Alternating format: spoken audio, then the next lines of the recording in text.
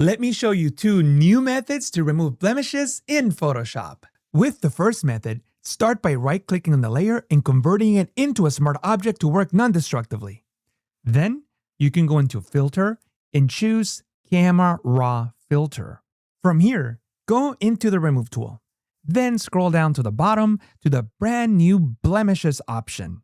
And click on the Apply checkbox.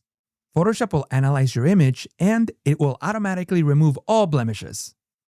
The results are very good. Let me zoom in so that you can see. You can click on this icon to see the original image and click on it again to see the edited version. It looks much better without doing much work.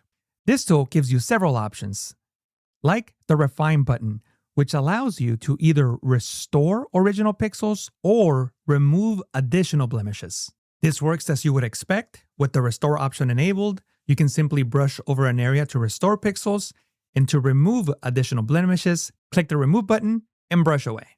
In this case, I don't want to keep any of those adjustments, so I'll simply click on Cancel.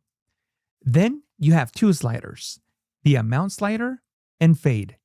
Amount lets you reduce the number of blemishes affected by the removal process. Bringing it down to 0 restores the original image, and as you increase the amount, you'll notice that larger blemishes start disappearing. Once you go past 50, you'll notice that only the smaller blemishes remain.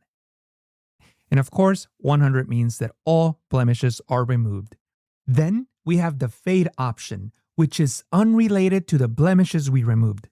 Instead, Fade lets you control the visibility of natural imperfections you want to keep, like moles and freckles. In this image, he has a mole, and it is being reduced by 50%. Notice that if I increase the fade amount to 100, it completely disappears. And if I set the fade to 0, it does not get reduced. So adjust the fade slider accordingly to keep natural looking freckles and moles. At this point, we can refine our result. For example, we need to remove this area here in between his eyes. To do so, you can scroll up, enable the Remove tool, make sure that Use Generative AI is enabled, and you can simply paint over that area. Then click the Remove button. Now you can cycle through the variations. You get 3, click on this arrow, and just find the result that works best for your image. In this case, I like variation 3 the best. Here's another trick. We can use the Remove tool with Generative AI to remove all the blotchiness created by the removal process. All you need to do is brush over his cheek, then click the Remove button. Again, cycle through the variations to find one that works for your image. By clicking on this eye icon, you can see what we had before. Notice that doing this makes a huge difference. When you're done, you can simply press OK. And because we were working with a smart object, we get a smart filter that allows us to edit that Camera Raw adjustment simply by double-clicking on the label. We don't need to make any changes in this case. I just wanted to bring it up to you. Now, this tool is fantastic, don't get me wrong, but there's a way of getting faster and better results. Let me show you how. I'll disable the smart filter so we can get back the original image. Then, from the toolbar, enable the rectangular marquee tool and make a perfect square selection around his face. Remember that you can always hold the space bar to move the selection as you create it. Notice that this is a high-resolution image, and we need as much detail as possible from our generation. By creating a perfect square selection around this face, you're making sure the output's resolution is not wasted on areas that are irrelevant to the final result. Now, click on Generative Fill.